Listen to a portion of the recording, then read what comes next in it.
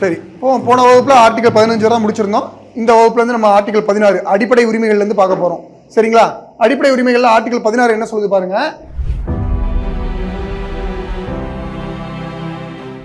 Equality of opportunity in matters of public employment. இதுதான் இப்போ இதை வச்சு தான் இன்னைக்கு அரசாங்கமே ஓடிக்கிட்டு இருக்கு. இந்தியன் பாலிடிக்ஸே இந்த ஆர்டிகல் வச்சு தான் நடக்குது. இந்திய அரசியலே இந்த ஆர்டிகல் வச்சு தான் நடக்குது. இப்போ கடைசியா நியூஸ்லாம் பாத்தீங்களா? எஸ்சி எஸ்டிக்கு வந்து சப் கேட்டகரைஸ் பண்ண சொல்லியிருக்காங்க.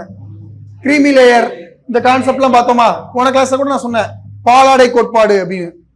கிரீமி லேயர் கான்செப்ட்னு இதை வச்சுதான் இந்திய அரசியலே நடக்குது. அதனால இது ரொம்ப முக்கியமானது. நமக்கு இப்போ நியூஸ்ல தொடர்ச்சியா வந்துட்டு இருக்கு. Equality of opportunity in matters of public employment. இப்போ அரசு வேலை வாய்ப்புகள்ல எல்லாருக்கும் சமமான வாய்ப்பு வழங்கணும் அப்படிங்கிறது தான் இந்த ஆர்டிகல் சொல்லுது. எப்படி சமமான? எல்லாரும் ஈக்குவல்னு சொல்லிருச்சு.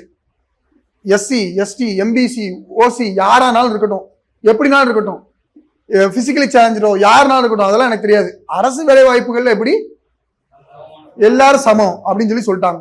அப்ப அடுத்த பாயிண்ட் வருது. 16 கிளாஸ் 1 என்ன சொல்றாங்க? அதான் இதில் எக்ஸ்பிளைன் பண்ணியிருக்காங்க சம வாய்ப்பு அப்படின்ட்டு. 16 கிளாஸ் 2 பாருங்க.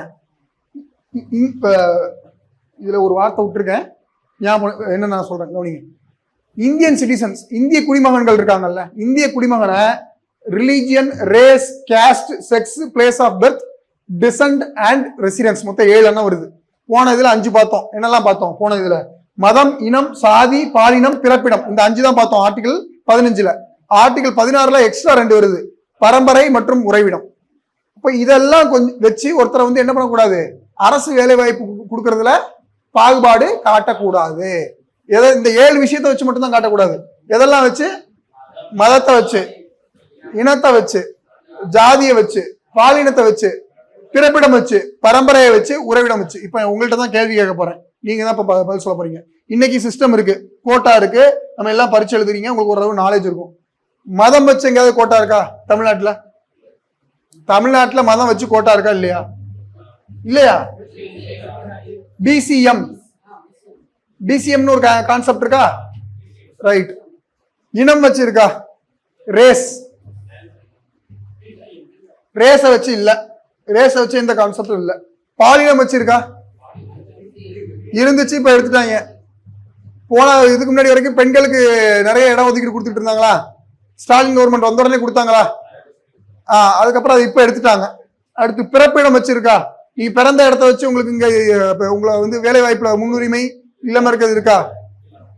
பரம்பரை வச்சிருக்கா? உங்க அப்பா கவர்மெண்ட் ஆபீசர், அதனால உனக்கும் போஸ்ட் தரும் அப்படின்ட்டு. உறைவிடம், நீ தங்கியிருக்க இடத்த வச்சு, இதெல்லாம் இல்ல.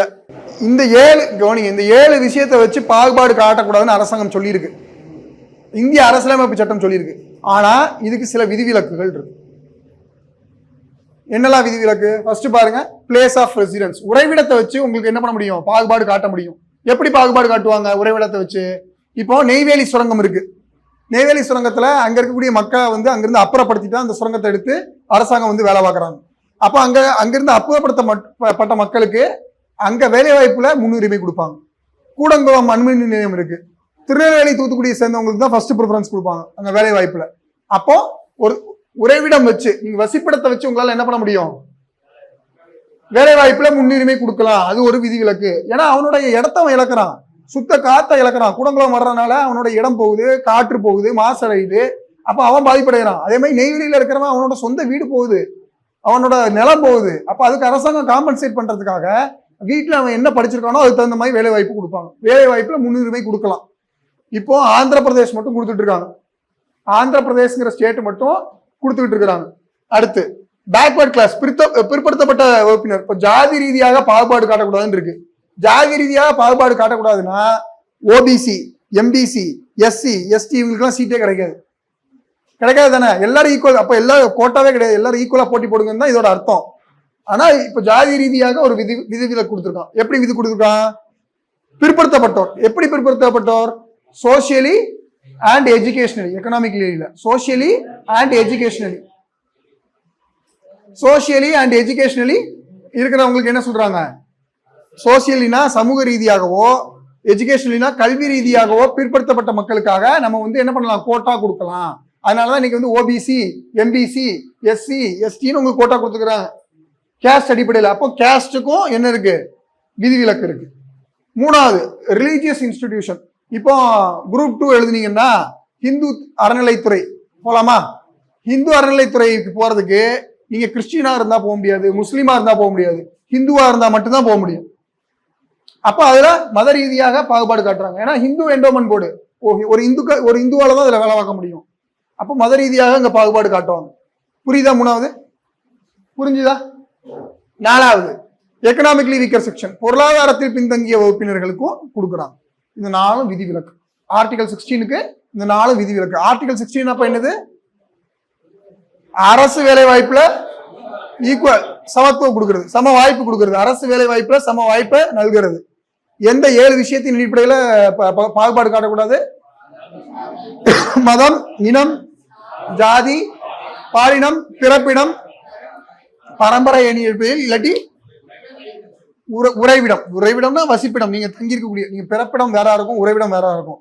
இப்ப என் பிறப்பிடம் வந்து வேற ஊரு, என்னோட வசிப்பிடம் வந்து வேற ஊரு, உங்களுடைய பிறப்பிடம் வேற ஊர். இப்ப நீங்க வசிச்சுட்டு இருக்கிறது வேற ஊர். இங்கே 2 வருஷம் 3 வருஷம் வேலை கிடைச்சு இங்க இருந்தீங்கன்னா இது உங்க வசிப்பிடமா மாறிடும். பிறப்பிடம் வேற, வசிப்பிடம் வேற, ரெண்டுக்கும் டிஃபரன்ஸ் புரிஞ்சுதா? ஆர்டிகல் 16 கிளாரிட்டி ஆச்சா? ஏதாவது சந்தேகம் இருக்காப்பா இதுல? கவனிங்க. ஆர்டிகல் 17, 18 பார்க்க போறோம். ஆர்டிகல் 17 என்ன சொல்லுது? அபாலிஷ்மெண்ட் ஆஃப் அன்டச்சபிலிட்டி, தீண்டாமை ஒழிப்பு. தீண்டாமை ஒழிப்பு அப்படிங்கிறது என்ன? ஜாதியை வச்சு ஒருத்தரை பாகுபாடு காட்டக்கூடாது அப்படிங்கிறது தீண்டாமை ஒழிப்புல மிக முக்கியமான ஒன்று. இது ரிலேட்டடா அரசாங்கம் சில சட்டங்கள்லாம் ஏற்றி இருக்காங்க. அந்த சட்டம் என்னது? PCR act. பிசிஆர் சட்டம். தீண்டாமை யாராவது கடைபிடிச்சாங்களா என்ன பண்ணிடுவாங்க? அரெஸ்ட் பண்ணிடுவாங்க. பிசிஆர் சட்டத்தின் கீழே அவங்க கைது செய்யப்படுவாங்க. தென் ஆர்டிகல் 18 இன்னொரு முக்கியமான விஷயமும் இருக்கு. தீண்டாமை அப்படின்னா என்ன? தீண்டாமை அப்படிங்கிறது என்ன அப்படின்னு கான்ஸ்டிடியூஷன்ல டிஃபைன் பண்ணல. தீண்டாமைக்கான பொருள் என்ன? ஒரு டெஃபினிஷன் இருக்கும்ல. தீண்டாமைக்கான பொருளை இந்திய அரசியலமைப்பு சாசனம் சொல்லல. ஏன்னா தீண்டாமை வந்து நவீனமயமாக்கிட்டே போகும். இதுதான் தீண்டாமை, நம்மளால வரையறுக்க முடியாது. ஒரு காலத்துல நடந்து ரோட்ல அவங்க உயர் ஜாதியினர் இருக்கக்கூடிய ரோட்ல நடந்து போனா அது தீண்டாமை, அவங்க தொட்டு பேசக்கூடாது, தீண்டாமை அப்படி இருந்தது. இன்னைக்கு தீண்டாமை வந்து வேற வேற விதமான வடிவங்கள் பெறுது. அதனால இதுதான் தீண்டாமை, இது தீண்டாமை இல்லைன்னு நம்மளால என்ன பண்ண முடியாது, வரையறை செய்ய முடியாதுன்னு அரசியலமைப்பு சாசனம் வந்து தீண்டாமைக்கான பொருள் வரையறை செய்யல. டெஃபினிஷன் கிடையாது. கொஸ்டின் கேட்கலாம், தீண்டாமைக்கான டெஃபினிஷன் கான்ஸ்டிடியூஷன்ல கொடுத்துருக்காங்க அப்படின்னு சொல்லி கேட்டாங்கன்னா என்ன சொல்லுவீங்க? கொடுக்கல, கொடுக்கப்படல. ஓகேங்களா? ஏன்னா இது அப்போ எப்படி தீர்மானிப்பாங்க எது தீண்டாமை எது தீண்டாமை இல்லைன்னு? கோர்ட் மூலியமா போய் தீர்மானிப்பாங்க. கோர்ட் மூலியமா போய் தீர்மானிக்கலாம் எது தீண்டாமை எது தீண்டாமை இல்லை அப்படிங்கிறது. அடுத்து article 18. Article 18 abolition of titles except military and academic distinction. அப்ப ராணுவம் மற்றும் கல்வி பட்டங்களை தவிர எந்த ஒரு பட்டத்தையும் வழங்குவதற்கு தடை. சோ ராணுவ பட்டம்னா என்ன? கேப்டன், லெப்டினன்ட், மேஜர், ஜெனரல், இந்த மாதிரி பல பட்டங்கள் கொடுப்பாங்க. அது கொடுக்கலாம். மிலிட்டரி பட்டங்கள் கொடுக்கலாம், தப்பு கிடையாது. அதே மாதிரி academic distinction, IAS, deputy collector, PhD, doctorate முடிச்சிருக்கேன், டாக்டர், இன்ஜினியர், அதுக்கப்புறம் பிஎஸ்சி, எம்எஸ்சி அதெல்லாம் போட்டுக்கிறீங்களா உங்க பேர் பின்னாடி, பிஏ, எம்ஏ, அந்த பட்டங்கள்லாம் போட்டுக்கலாம், அதெல்லாம் தப்பு கிடையாது. அது மாதிரி பத்மஸ்ரீ, பத்மபூஷன் அந்த மாதிரி பட்டங்களும் போட்டுக்கலாம், தப்பு கிடையாது. அந்த பட்டங்கள்லாம் அகாடமிக் டிஸ்டிங்ஷன், நீங்க செய்த ஒரு வெற்றிகரமான ஒரு செயலுக்கு உங்களுக்கு கிடைக்கப்பட்ட, உங்களுடைய திறமைக்கு கிடைக்கப்பட்ட அங்கீகாரம், அது போட்டுக்கலாம். அப்ப எந்த டைட்டில்ஸ் போட்டுக்க கூடாதுன்னு சொல்றாங்க? ராஜ் பகதூர், ராஜாதி ராஜ, திவான், அந்த மாதிரி பேர்லாம் போட்டுக்க கூடாது. முன்னாடி வந்து போட்டுக்குவாங்க ஜமீன்தார், ராஜ் பகதூர், ராஜாதி ராஜ, அந்த மாதிரி பேர்லாம் போட்டுக்கிறாங்களா? அது போட்டுக்கிறதுக்கு தடை. ஏன் தடை பண்றாங்க? ஏன்னா ஆர்டிகல் 14 இருந்து 18 வரை என்ன சொல்லுது? அனைவரும் சமம் சொல்லிருச்சு. அப்ப நான் மட்டும் ராஜான்னு போட்டுக்கிட்டேன்னா ராஜாதி ராஜா, ராஜ் பகதூர் நான் மட்டும் போட்டுக்கிட்டேன்னா அப்படி போட்டுக்க கூடாது. பட்டம் நீங்க போட்டுக்க கூடாது. பெருமையா பேசுறது பேசலாம். உங்க அம்மாவே உங்களை சொல்லுமே, ராசா மாதிரி இருக்கியே நீ அப்படின்னு, அதுக்கு அவங்க மேல கேஸ் போட முடியுமா? முடியாது. என்னன்னா ஒரு பட்டமா அதை நீங்க பயன்படுத்தக்கூடாது, அவ்வளவுதான். இப்ப 2 விதமான பட்டங்கள் மட்டும் நீங்க பயன்படுத்திக்கலாம். என்ன? மிலிட்டரி, இன்னொன்னு கல்வி ரீதியான பட்டங்கள் நீங்க பயன்படுத்திக்கலாம். நீங்க படிச்ச பட்டப்படிப்புக்கு நீங்க வாங்கின பட்டங்களை பயன்படுத்திக்கலாம். இப்போ சுப்ரீம் கோர்ட் ஒரு தீர்ப்பு கொடுத்துருக்காங்க, பத்மபூஷன், பத்ம விபூஷன், பாரத் ரத்னா அந்த மாதிரி பட்டங்களையும் நீங்க பயன்படுத்திக்கலாம். ஆனா அந்த பட்டங்களை பயன்படுத்தும் போது ரொம்ப ஜாகிரதையா பயன்படுத்தணும். என்னன்னா, நீங்க வந்து அதை கமர்ஷியல் பர்பஸ்க்காக பயன்படுத்தக்கூடாது. கமர்ஷியல் பர்பஸ்னா என்னது? வியாபாரத்துக்காக பயன்படுத்தக்கூடாது. இப்ப ஆக்சுவலா படத்துல எல்லாம் டைட்டில் வருது பத்ம பூஷன் கமலஹாசன், போடக்கூடாது. கமர்ஷியல் பர்பஸ்க்காக அவங்க மேல கேஸ் போட்டு அதை போடக்கூடாதுன்னு தான் சொல்லுது கோர்ட்டு. அந்த வார்த்தைகளை அவங்க கமர்ஷியலா பயன்படுத்தக்கூடாது, பொது நலனுக்காக பயன்படுத்திக்கலாம். ஓகேவா? இப்ப இந்த பத்மபூஷன், பத்ம விபூஷன், பாரத் ரத்னா பட்டம் கிடைக்குதுல்ல, அந்த பட்டம் கிடைக்கிறதுனால என்ன லாபம் நினைக்கிறீங்க? இப்போ டேபிள் ஆஃப் பிரசிடென்ட்ஸ் ஒண்ணு இருக்கு, கவனிங்க. என்ன டேபிள் ஆஃப் பிரசிடென்ட்ஸ் ஒரு கான்செப்ட் இருக்கு. என்னன்னா, இந்தியாவுடைய முதல் குடிமகன் யாரு? குடியரசுத் தலைவருக்கு அப்புறம் யாரு? துணை குடியரசுத் தலைவர். அதுக்கப்புறம் யாரு? Prime minister. பிரைம் மினிஸ்டருக்கு அப்புறம் யாரு? பிரைம் மினிஸ்டருக்கு அப்புறம் டெபுட்டி பிரைம் மினிஸ்டர் இருந்தா அவரு. அப்புறம் உச்சநீதிமன்ற ஆளுநர்கள், அப்புறம் உச்சநீதிமன்ற உயர் நீதிமன்ற நீதிபதிகள். இதெல்லாம் ஆர்டர் ஆஃப் பிரசிடென்ஸ். அதுல நம்மளோட அவங்க கொஞ்சம் மேல இருப்பாங்க. யாரு? பாரத் ரத்னா விருது பெற்றவங்க, பத்ம விபூஷன், பத்மபூஷன் பெற்றவங்க எல்லாம் சாதாரண குடிமக்களோட அவங்களுக்கு கொஞ்சம் ஸ்டேட்டஸ் ஹையா இருக்கும். புரியுதா உங்களுக்கு என்ன சொல்றேன்னு? இதுல ஏதாவது சந்தேகம் இருக்கா? அதனாலதான் ஆர்டிகல் 14 இருந்து 18 இப்ப யோசிச்சு பாருங்க, எல்லாமே ரைட், ஈக்குவாலிட்டி, சமத்துவ உரிமையை பத்தி மட்டுமே பேசியிருக்கோம். ஆர்டிகல் 14 என்னது? சட்டத்தின் முன் அனைவரும் சமம். 15 என்னது? சட்டம் வந்து எந்த விதமான பாகுபாடும் காட்டாது, ஒரு பொது இடங்கள்ல வரவோ போகவோ. 16 என்னது? அரசு வேலை வாய்ப்புல சட்டம் வந்து பாகுபாடு காட்டாது. 17 என்னது? தீண்டாமை ஒழிப்பு. 18 என்னது? பட்டங்கள் ஒழிப்பு. ராணுவ பட்டம் மற்றும் கல்வி ரீதியான பட்டத்தை தவிர மற்ற பட்டங்களை ஒழிப்புறது. இப்ப எல்லாமே சமத்துவத்தை நல்குதா? அதனால ஆர்டிகல் 14 இருந்து 18 வரைக்கும் என்ன சொல்றாங்க? ரைட், ஈக்குவாலிட்டி, சமத்துவ உரிமைன்னு சொல்றாங்க. புரிஞ்சுதாப்பா? சரி, இப்போ ஆர்டிகல் 19 to 22 பார்க்க போறோம். இதெல்லாம் வந்து பாத்தீங்கன்னா ரைட் டு ஃப்ரீடம், சுதந்திர உரிமை கீழே வரும். மொத்தம் 4 ஆர்டிகல், 19, 20, 21, 22 4 ஆர்டிகல் வருது. முதல் 19 பார்க்கலாம். 19 ரொம்ப பெரிய ஆர்டிகல், இருந்தாலும் அதை பார்ப்போம். Protection of certain rights regarding freedom of speech and etcetera. அதாவது பேச்சு சுதந்திரம் முதலியன பற்றி குறித்து சில உரிமைகள் குறித்தது. இது என்னெல்லாம் இருக்கு? Article 19 class 1A. Article 19 class 1A என்ன சொல்றது? To freedom of speech and expression. உங்களுக்கு சுதந்திரமாக பேசக்கூடிய உரிமை கொடுத்துருக்காங்க. பேச்சு மற்றும் கருத்துக்களை வெளிப்படுத்துவதற்கான சுதந்திரம்.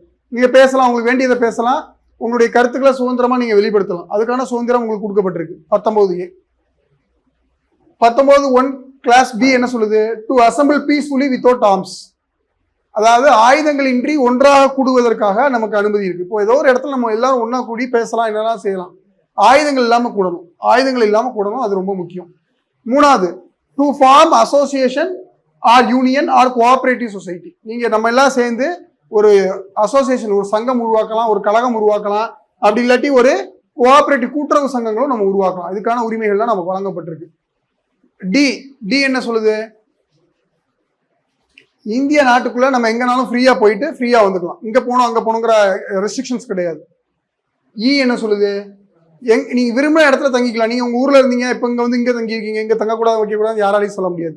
இங்க இருந்து வேற ஏதாவது இடத்துக்கு போய் நம்ம தங்கலாம். ஸோ எங்கனாலும் நம்ம மாத்தி தங்கலாம், அதுக்கான உரிமை.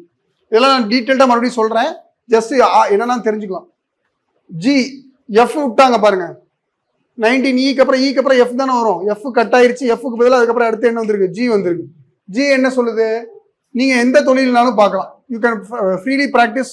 உங்களுக்கு என்ன தொழில் நீங்க விருப்பப்படுறீங்களோ, வியாபாரமோ தொழில ப்ரொஃபஷனலா நீங்க என்னன்னாலும் பண்ணிக்கலாம். இது எல்லாமே முழு சுதந்திரமா? இது எல்லாமே அப்சல்யூட்டான்னு கேட்டீங்கன்னா கிடையாது. ஏன்னா ஃபர்ஸ்ட் என்ன சொல்லுது? Freedom of speech and expression. உங்களுக்கு பேச்சுரிமை இருக்குங்கிறதுக்காக நம்மளால ரோட்ல இறங்கி கெட்ட வார்த்தை பேச முடியுமா?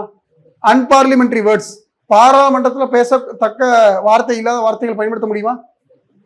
ஸோ அதுக்கு ரெஸ்ட்ரிக்ஷன்ஸ் இருக்கு. அரசாங்கத்துக்கு எதிராக கெட்ட வார்த்தையோ, பெண்களுக்கு எதிராக கெட்ட வார்த்தையோ, அந்த மாதிரி கோர்ட்டுக்கு, குறிப்பா கோர்ட்டுக்கு எதிராக கெட்ட வார்த்தையோ நம்மளால பேச முடியுமா? இப்போ நாட்டின் ஒற்றுமைக்கு எதிராக நம்மளால பேச முடியுமா? அதனால இதுக்கெல்லாம் சில ரெஸ்ட்ரிக்ஷன்ஸ் இருக்கு. நாட்டின் ஒற்றுமைக்கு, ஒருமைப்பாட்டிற்கு, அப்புறம் பக்கத்து அண்டை நாடோட நம்ம வச்சிருக்கக்கூடிய நட்புறவுக்கு, இந்த மாதிரி சில விஷயங்கள்லாம் இருக்கு. ஒருத்தர் தனி மனிதனுடைய மாண்பை குறைக்கிற வகையில, அதாவது தரைக்குறைவா பேசுறது, அதெல்லாம் நம்மளால பண்ண முடியாது. அப்போ உங்க பேச்சுரிமைக்கு சில கட்டுப்பாடுகள் இருக்கு. முழு பேச்சுரிமை கிடையாது. இஷ்டத்துக்கு நீங்க எல்லாத்தையும் பேச முடியாது. உங்க பேச்சுரிமைக்கு சில கட்டுப்பாடு இருக்கு. எது? ரெண்டாவது பி, பீஸ்ஃபுல்லி வித்தவுட் ஆர்ம். நீங்க ஒரு இடத்துல நம்ம எல்லாரும் ஒரு இடத்துல ஒன்னா கூடலாம், ஆனா அந்த அப்படி கூடக்கூடிய இடத்துல நம்ம என்ன பயன்படுத்தக்கூடாது? ஆயுதங்கள் பயன்படுத்தக்கூடாது. இப்போ மெரினால வந்து பாத்தீங்கன்னா 2017 என்ன பண்ணாங்க? பெரிய போராட்டம் நடத்தினாங்க. ஆயுதங்கள் இன்றி ஒன்று கூடி நம்ம போராட்டம் நடத்தலாம், அதுக்கு நமக்கு வந்து இது உண்டு. ஆனா நீங்க என்ன பண்ணக்கூடாது? ஆயுதங்களோட ஒண்ணு கூடக்கூடாது. அதுக்கப்புறம் சி, கிளாஸ் 1ல சி, 19 கிளாஸ் 1 சி, நீங்க ஒரு அமைப்பு உருவாக்கலாம். நீங்க உருவாக்குற அமைப்பு வந்து இட் ஷுட் ஹேவ் மாரல். சும்மா ஏனாதான இஷ்டத்துக்குலாம் அமைப்பு உருவாக்க முடியாது. ஒரு தீவிரவாத அமைப்பு உருவாக்க முடியுமா? இல்ல கஞ்சா குடிப்போர் சங்கம் அப்படின்னு உருவாக்க முடியுமா? அந்த மாதிரிலாம் பண்ணக்கூடாது. புரியுதா உங்களுக்கு? நீங்க ஆரம்பிக்கக்கூடிய அமைப்புக்கு ஒரு ரெஸ்ட்ரிக்ஷன்ஸ் இருக்கு. நியாயமான நேர்மையான ஒரு அமைப்பா இருக்கும். நியாயம் நேர்மைன்னா என்னன்னா இல்லீகலா இருக்கக்கூடாது. இல்லீகலான ஒரு அமைப்பு உங்களால் உருவாக்க முடியாது. அப்போ அதுக்கான உங்களுக்கு ரெஸ்ட்ரிக்ஷன்ஸ் இருக்கு. நான் D, to move freely throughout India. நான் இந்தியாவுக்குள்ள எங்கனாலும் போகலாம் அப்படின்னு சொல்லி நீ ஆர்மி கேம்ப்குள்ள போனோம்னு வச்சுக்கோங்க, சுட்டுருவாங்க நம்மள. ஒரு ஃபாரஸ்ட் ஏரியாக்குள்ள நம்மளால போக முடியுமா? அங்க போலீஸ் இருந்து ரெஸ்ட்ரிக்ட் பண்றான். நான் இந்தியாக்குள்ள எங்கனாலும் ஃப்ரீயா மூவ் ஆகிக்கலாம்னு சொல்லிட்டு உங்க இஷ்டத்துக்கு நீங்க எல்லா இடத்துக்கும் போக முடியாது. அங்கெல்லாம் என்ன பண்ணிருக்காங்க? தடை விதிப்பாங்க. அப்போ சில இடத்துக்கு தடை உண்டு. அடுத்து E, to reside in any place அப்படிங்கிறதுனால நீங்க போய் என்ன பண்ண முடியாது? கவனிங்க. அப்போ to reside in any place அப்படின்னா நீங்க எங்கனாலும் போய் தங்கலாம் அப்படின்ட்டு நீங்க போய் ஏர்போர்ட்ல டென்ட் போட முடியுமா? நம்மளால முடியாது. அப்போ அந்த இதுக்கான உரிமை உங்களுக்கு கிடையாது. அப்போ அதுக்கும் சில ரெஸ்ட்ரிக்ஷன்ஸ் வச்சிருக்காங்க. பொது இடங்கள்ல பொதுமக்களுக்கு குந்தகம் விளைவிக்கிற வகையிலையோ, பொது இடங்கள்லையோ, அப்படி இல்லாட்டி ஒரு ட்ரைபல் பழங்குடியினர்கள் வாழக்கூடிய இடத்துலையோ போய்லாம் நம்மளால தங்கவும் முடியாது, டிஸ்டர்பும் பண்ணக்கூடாது அவங்கள. அதுக்கெல்லாம் ரெஸ்ட்ரிக்ஷன்ஸ் இருக்கு. கடைசியா பாருங்க ஜி. ஜி என்ன சொல்லுது? To practise any profession. நீ எனி ப்ரொஃபஷன் பண்ணலாம்னு சொல்லிட்டு இன்ஜினியரிங் படிச்சுட்டு டாக்டர் மாதிரி ஊசி போட முடியுமா? படிச்சது இன்ஜினியர், நீங்க டாக்டர் மாதிரி ஊசி போட முடியுமா? முடியாது. ஒரு டாக்டர் போய் நான் வீடு கட்டுவேன், வீடு கட்ட முடியுமா? இப்போ வீடு கொத்தனார் தான் கட்டுறாரு. ஆனா கொத்தனார் வந்து பாத்தீங்கன்னா நம்ம ஊர்லலாம் போய் ஒரு அப்ரூவல் பிளான் வாங்கிட்டு வருவாரு சிவில் இன்ஜினியர்கிட்ட. அந்த பிளானை வச்சுதான் அவர் கட்டுவாரு, இல்லாட்டி அவராலையும் கட்ட முடியாது. அப்போ இந்த தொழில் பண்ணணும்னா இந்த தகுதி இருக்கணும்னு சொல்லி இருக்கு. எல்லாரும் பண்ண முடியாதுல்ல. இப்போ கோர்ட்ல போய் வாதாடுறதுக்கு டீ கடைக்காரர் போய் வாதாட முடியுமா? முடியாது. லா படிச்சவங்க தான் வாதாட முடியும். அது மாதிரி தான் இருக்கு.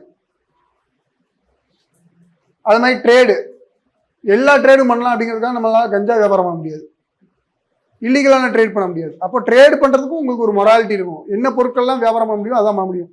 சில பொருட்கள் மேல, சில விஷயங்கள் மேல அரசாங்கம் வந்து என்ன பண்ணியிருப்பாங்க அப்படின்னா மோனோபோலி வச்சிருப்பாங்க. மோனோபோலினா என்ன? ஏகாதிபத்தியம். அந்த பொருளை வந்து அந்த அரசாங்கம் மட்டும்தான் உற்பத்தி பண்ணணும். For example atomic power station, அணு உலை இருக்குல்ல, அணு உலை தனியார் நடத்த முடியாது. இன்னைக்கு அணு உலை வந்து அரசாங்கம் மட்டும்தான் நடத்த முடியும்.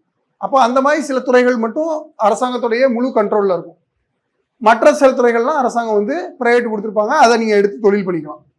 இதுல எஃப் மட்டும் மிஸ்ஸிங். எஃப் என்ன இருந்ததுன்னா சொத்துரிமை இருந்தது, ரைட் டு ப்ராப்பர்ட்டி. நீங்க எங்கனாலும் ப்ராப்பர்ட்டி வாங்கலாம் விற்கலாங்கிற மாதிரி ஒரு சொத்துரிமை இருந்தது. அந்த உரிமையை ரத்து பண்ணிட்டாங்க. அடிப்படை உரிமையிலிருந்து சொத்துரிமை ரத்து செய்யப்பட்டது. அப்போ ஆர்டிகல் 19 கிளாஸ் 1ல சப் கிளாஸ் ஜி என்ன இருக்கு? சப் கிளாஸ் எஃப் என்னது? சொத்துரிமை. அது ரத்து செய்யப்பட்டுருச்சு, அதனால அதை எடுத்துட்டாங்க. இதுல ஏதாவது டவுட் இருக்கா? அப்ப இந்த உரிமைகள் எல்லாம் உங்களுக்கு உண்டு. இந்த உரிமைகளுக்கு என்ன உண்டு? ரீசனபிள் ரெஸ்ட்ரிக்ஷன்ஸ் உண்டு. ரீசனபிள் ரெஸ்ட்ரிக்ஷன்ஸ்னா என்ன சொன்ன?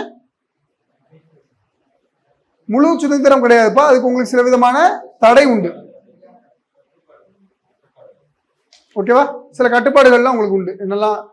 பல விதமான கட்டுப்பாடுகள் பார்த்தோம். ஒவ்வொன்றுக்கும் நான் தனித்தனியா சொல்லியிருக்கேன் என்னன்ட்டு. ஓகேவா? புரிஞ்சுதா? இது இதுல அந்த கோஆபரேட்டிவ் சொசைட்டி அப்படிங்கிறது கான்ஸ்டிடியூஷன் இருக்கும்போது இல்லை, பின்னாட்கள்ல தான் அதை சேர்த்திருக்காங்க. 2011 தான் சேர்த்தாங்க. 97வது சட்ட திருத்தப்படி 2011 97வது சட்ட திருத்தம் தான் கோஆபரேட்டிவ் சொசைட்டி, கூட்டுறவு சங்கங்கள்ங்கிற வார்த்தையை சேர்த்திருக்காங்க. அதுக்கு முன்னாடி இது கிடையாது. ரைட் டு ஃப்ரீடம்ல ஆர்டிகல் 19 பார்த்தோம். இப்போ ஆர்டிகல் 20 பார்க்க போறோம். ஆர்டிகல் 20 என்ன சொல்லுது? Protection in respect of conviction for offences. அப்போ குற்றங்களுக்காக தண்டிக்கப்படுவதிலிருந்து பாதுகாப்பு. இப்போ நீங்க ஒரு குற்றம் செய்றீங்கன்னு வச்சுக்கோங்க, இந்த குற்றத்திலிருந்து உங்களுக்கு தண்டனை வழங்கிடுவாங்க. அந்த தண்டனை வந்து மிஸ்யூஸ் பண்ணக்கூடாது. இப்போ நம்ம ஒரு குற்றம் இழைக்கிறோம், அந்த குற்றத்துக்காக நம்ம சிறைக்கு செல்லலாம், நமக்கு ஏதாவது ஒன்று நடக்கலாம், அது ஓகே. ஆனா அதான் பயன்படுத்தி அரசுனா யாரு? போலீஸ் என்ன பண்ணிடக்கூடாது? மிஸ்யூஸ் பண்ணிடக்கூடாது. அப்போ அதுக்கான சில பாதுகாப்பெல்லாம் நமக்கு கொடுத்துருக்குறாங்க. என்னெல்லாம் பாதுகாப்பு? எக்ஸ் போஸ்ட் ஃபேக்டோ, கடந்த கால நிகழ்ச்சிகளுக்கு பொருந்தும் சட்டம். அப்படின்னா என்னன்னா, இப்ப 2 விதமான வழக்குகள் இருக்கு. ஒன்னு கிரிமினல் கேஸ், இன்னொன்னு சிவில் கேஸ். இப்ப இப்போ கிரிமினல் குற்றவியல் வழக்குகளை பொறுத்த வரைக்கும் இப்போ வந்து 2024 வரைக்கும் வச்சுக்கோங்க, கொலை பண்ணா இந்தியாவில் வந்து தூக்கு தண்டனை கிடையாதுன்னு வச்சுக்கோங்க. ஒரு எடுத்துக்காட்டுக்கு சொல்றேன். 2024 இன்னைய வரைக்கும் ஒரு கொலை செஞ்சோம்னா தூக்கு தண்டனை கிடையாது அப்படின்னு ஒரு சட்டம் இருக்கு. 2024 வரைக்கும். இன்னைக்கு நான் ஒருத்தரை கொலை பண்ணி நான் ஜெயிலுக்கு போயிட்டேன். அடுத்த ஆண்டு அரசாங்கம் வந்து ஒரு புதுசா ஒரு சட்டம் கொண்டு வர்றாங்க.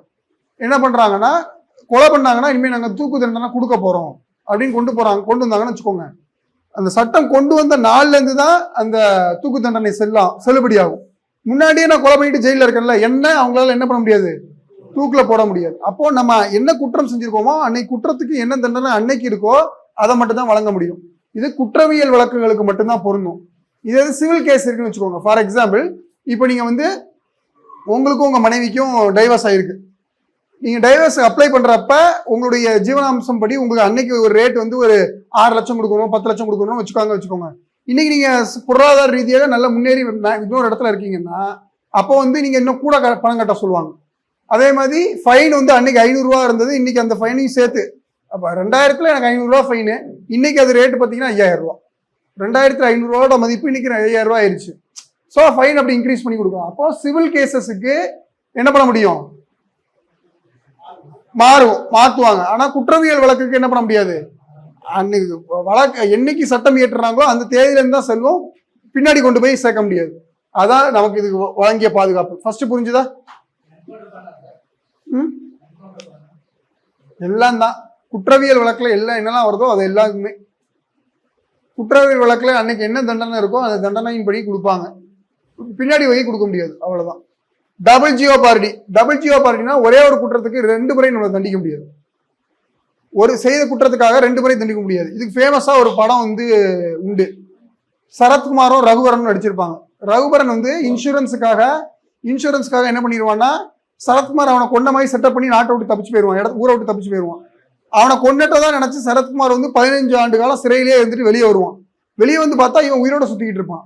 டென்ஷன் ஆயிரும் சரத்குமாருக்கு. என்ன பண்ணிடுவான், போய் ரகுவரனை கொன்றுவான். இப்ப சட்டத்துக்கு முன்னாடி போய் நிற்கும் போது என்ன ஆயிடும், ஆல்ரெடி இவனை கொண்டுட்டதான் சட்டம் வந்து இவனுக்கு தீர்ப்பு கொடுத்து 15 வருஷம் சிறையில வச்சிருக்கிறாங்க. இப்போதான் இவன் செத்து இருக்கான். இப்போ அரசாங்கத்தால் மறுபடியும் தண்டிக்க முடியுமா? முடியாது. ஏன்னா ஒரே குற்றத்துக்கு என்ன செய்ய முடியாது, 2 முறையாக தண்டிக்க முடியாது. அதான் அதுக்கு எடுத்துக்காட்டு. செய்த ஒரு குற்றத்துக்காக 2 முறை தண்டிக்க முடியாது.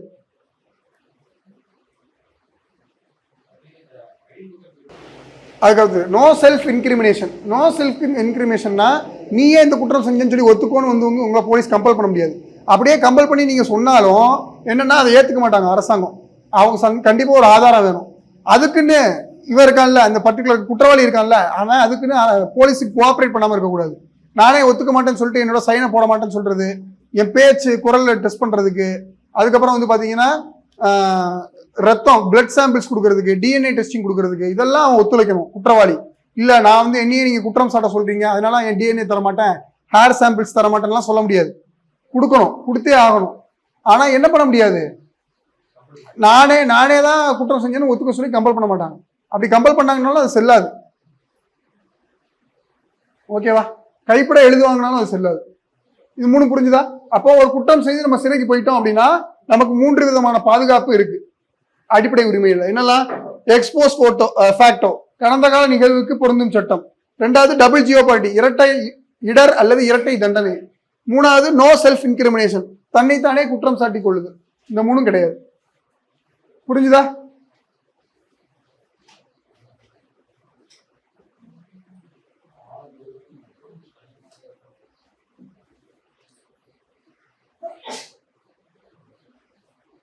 ஓகே, புரிஞ்சுதா? புரியலையா?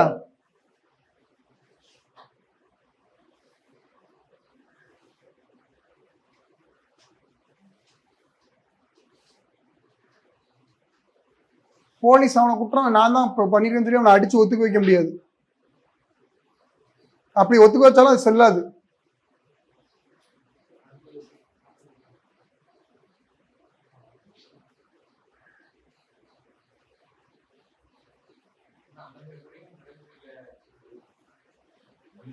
செல்லாது, நடைமுறையில் இருக்கும், எவிடன்ஸ் இல்லாம செல்லாது.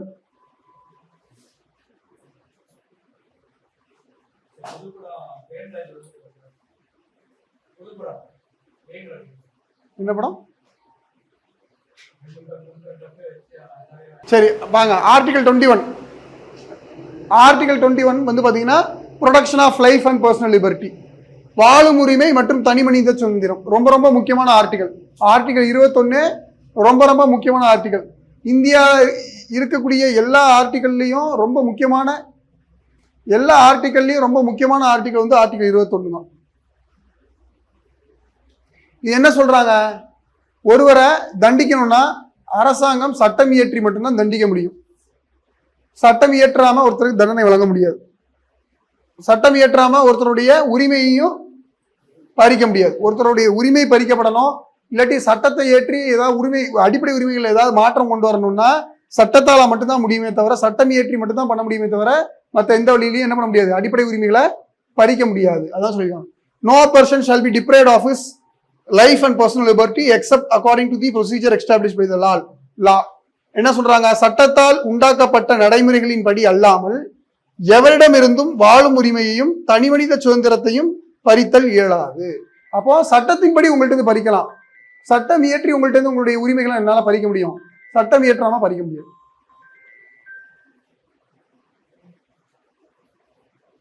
ஓகேங்களா? ஆர்டிகல் 21A என்ன டிஸ்கஸ் பண்ணுது பாருங்க, ரைட் டு எஜுகேஷன், கல்வி உரிமை. இது ஆக்சுவலா ஒரிஜினலா கான்ஸ்டிடியூஷன்ல இல்ல, 86வது சட்ட திருத்தம் தான் இதை கொண்டு வருது. 86வது சட்ட திருத்தம் தான் இதை கொண்டு வருது. 86th கான்ஸ்டிடியூஷன் அமெண்ட்மென்ட் ஆக்ட் எந்த ஆண்டு? 2002. ஏன்னு வந்திருக்கு பாருங்க. அப்போ திருத்தத்தின் மூலமா கொண்டு வரப்பட்டது 21A. ஸோ இது வந்து கல்வி பெறும் உரிமை. யாருக்கு கல்வி? கட்டாய மற்றும் இலவச கல்வி. 6 முதல் 14 வயது உள்ள எல்லாருக்கும் கட்டாயம் மற்றும் இலவச கல்வி வழங்கக்கூடியது 21A. ஏதாவது சந்தேகம் இருக்கா அதுல? ரைட். 22னா ஆக்சுவலா என்னன்னா 22 2 விஷயத்தை பத்தி பேசுது. ஒண்ணு, ஒருத்தர் சாதாரண சட்டத்தின் கீழ் கைது செய்யப்பட்டாருன்னா அவருக்கு இருக்கக்கூடிய பாதுகாப்பு. இன்னொன்னு வந்து தடுப்பு காவல் சட்டத்தின் கீழ் கைது செய்யப்பட்டாருன்னா அவருக்கு என்ன பாதுகாப்பு இருக்கு அப்படிங்கிறத பத்தி 2 பார்ட்டா நம்ம பிரிச்சு படிக்கலாம். முதல் பகுதியில வந்து பாத்தீங்கன்னா சாதாரண சட்டப்படி முதல் பகுதி. இப்போ ஒருத்தர் உங்களை கைது செய்ய வராருன்னா நீங்க என்ன பண்ணுவீங்க? கைதுக்கான காரணம் கேட்பீங்கல்ல, என்ன ஏன் கைது செய்யற அப்படின்னு சொல்லி கேட்பீங்கல்ல. அப்போ அந்த காரணத்தை கண்டிப்பா போலீஸ் வந்து சொல்லி ஆகணும். அதான் கைது செய்வதற்கான சரியான காரணம் தெரிவிக்க வேண்டும். கைது செய்யக்கூடிய வரக்கூடிய நபர் வந்து எந்த காரணத்துக்காக உங்க கைது செய்யறோங்கிறத சொல்லணும். அது நமக்கு வழங்கப்பட்ட உரிமை. 2வது, அப்படி கைது செய்யும் போது இந்த காரணத்துக்காக தான் உங்க கைது செய்யறேன் சொல்லிட்டான்னு வச்சுக்கோங்க. 2வது, உங்களுடைய வக்கீலை நீங்க கன்சல்ட் பண்றதுக்கு உங்களுக்கு அவகாசம் தரணும். நான் என் லீகல் பிராக்டிஷனர் என்னுடைய வக்கீல்கிட்ட நான் ஃபோன் பண்ணி பேசணும் அப்படின்னு சொன்னாங்கன்னா உங்களுக்கு அவகாசம் தரணும். ஸோ வக்கீல்கிட்ட நீங்க பேசலாம். 3வது, உங்களை வக்கீல்கிட்ட பேசுனதுக்கு அப்புறம் வக்கீல் என்ன சொல்றாரு, நீங்க போலீஸ் கூட போயிருங்க, நான் கோர்ட்ல வந்து பாத்துக்கிறேன்னு சொல்லிட்டாருன்னு வச்சுக்கோங்க. உங்களை கைது செய்யப்பட்ட நேரத்துல இருந்து 24 மணி நேரத்துக்குள்ள யார்கிட்ட ப்ரொடியூஸ் பண்ணணும்? மேஜிஸ்ட்ரேட், நீதிபதி முன் உங்களை வந்து ஆஜர்படுத்தணும். 24 மணி நேரம் தான் உங்களுக்கு மேக்ஸிமம் டைம். அதுல நீங்க டிராவல் டைம் எடுத்துருங்க. இப்போ ஃபார் எக்ஸாம்பிள் உங்களை திருச்சியில கைது செய்யறாங்கன்னு வச்சுக்கோங்க.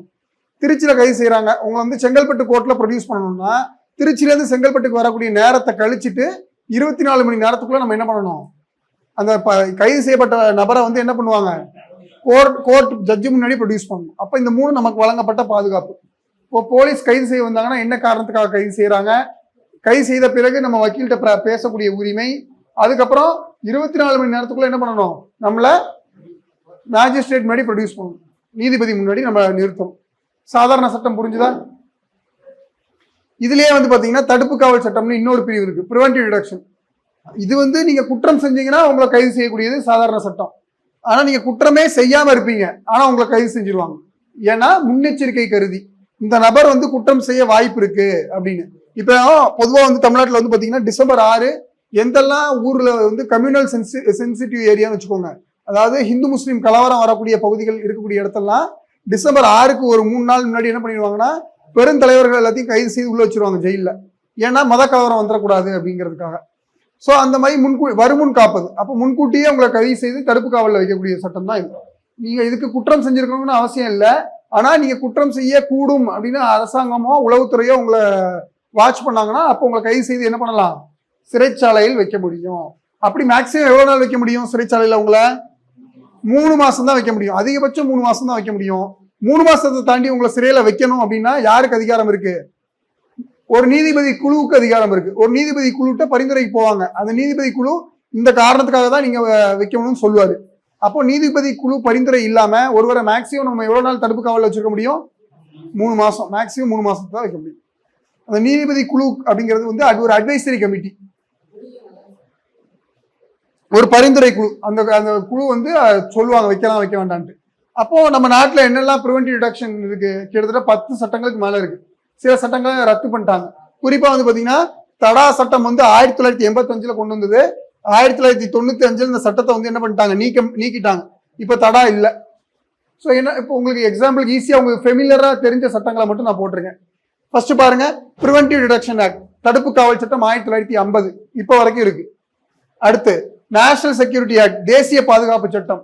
நிறைய முக்கிய தலைவர்கள்லாம் தேசத்துக்கு எதிராக செயல்பட்டாங்கன்னா என்ன பண்ணுவாங்க? தேசிய பாதுகாப்பு சட்டத்தின் கீழ் கைது செய்வாங்களா? அது. 3வது தடா. 4வது பொட்டா. பொட்டாவும் நீக்கிட்டாங்க 2004. இப்ப புதுசா வந்திருக்கு, லேட்டஸ்டா வந்திருக்கு இந்த ஊப்பா, காஃபி போசா, பிபிஎம் செக்கா, இந்த மாதிரிலாம் நிறைய இருக்கு. அதெல்லாம் வேண்டாம், இது மட்டும் தெரிஞ்சுக்கோங்க, ரொம்ப படிக்க வேண்டாம், அது மட்டும் போதும். ஊப்பா இப்ப லேட்டஸ்டா அமெண்ட்மெண்ட் பண்ணி கொண்டு வந்திருக்கிறது வந்து 1967 ஊப்பா வந்துருச்சு. UAPA unlawful activities prevention act, unlawful activities prevention ஆக்ட்னு வந்திருக்கு ஊப்பா. இப்போ இதை வந்து திருத்தம் கொண்டு வந்து 2019 திருத்தம் கொண்டு வந்திருக்காங்க. ஊப்பா அப்படிங்கிறது இப்போ இந்த மாதிரி நிறைய இருக்கு. மிசா கேள்விப்பட்டிருப்பீங்கல்ல, மிசாவும் தடுப்பு காவல் சட்டம் தான். ஸோ இந்த மாதிரி பல்வேறு தடுப்பு காவல் சட்டங்கள்லாம் இருக்கு. தீவிரவாதம் மற்றும் இடையூறு நடவடிக்கைகளை தடுக்கும் சட்டம், தீவிரவாதம் மற்றும் இடையூறு நடவடிக்கைகளை தடுக்கும் சட்டம், தீவிரவாதம் மற்றும் இடையூறு நடவடிக்கைகளை தடுக்கும் சட்டம் TADA. Terrorist and destructive activities, terrorist and destructive activities, தீவிரவாதம் மற்றும் இடையூறு நடவடிக்கைகளை தடுக்கும் சட்டம். அடுத்து பொட்டா, பொட்டா எழுதிக்கோங்க, தீவிரவாதத்தை தடுக்கும் சட்டம், தீவிரவாதத்தை தடுக்கும் சட்டம். பொட்டா வந்து தீவிரவாதத்தை தடுக்கும் சட்டம். பிரிவென்ஷன் ஆஃப் டெரரிசம் ஆக்ட்,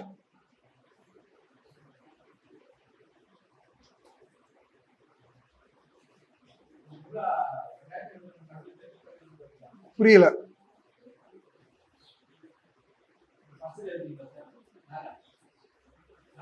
ஊப்பா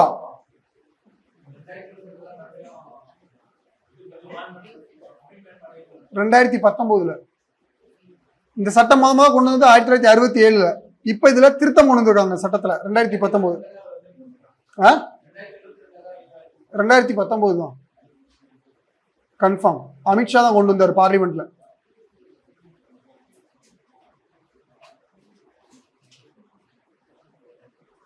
கடைசியா வந்தது 2019 தான். எந்த வித தப்பு செய்யலனாலும் உள்ள வைப்பாங்க 3 மாசத்துக்கு. அது பேர் தடுப்பு காவல் சட்டம். அவன் குற்றம் செய்யக்கூடும். இவன் வெளியே சுத்திட்டு இருந்தானா பெரிய குண்டர் சட்டம் கிடையாது. இவன் வெளியே சுத்திக்கிட்டு இருந்தானா முன்னெச்சரிக்கை நடவடிக்கை. இவன் வெளியே இருந்தானா ஏதாவது தப்பு பண்ணிடுவான், தூக்கி உள்ள வச்சிருவாங்க.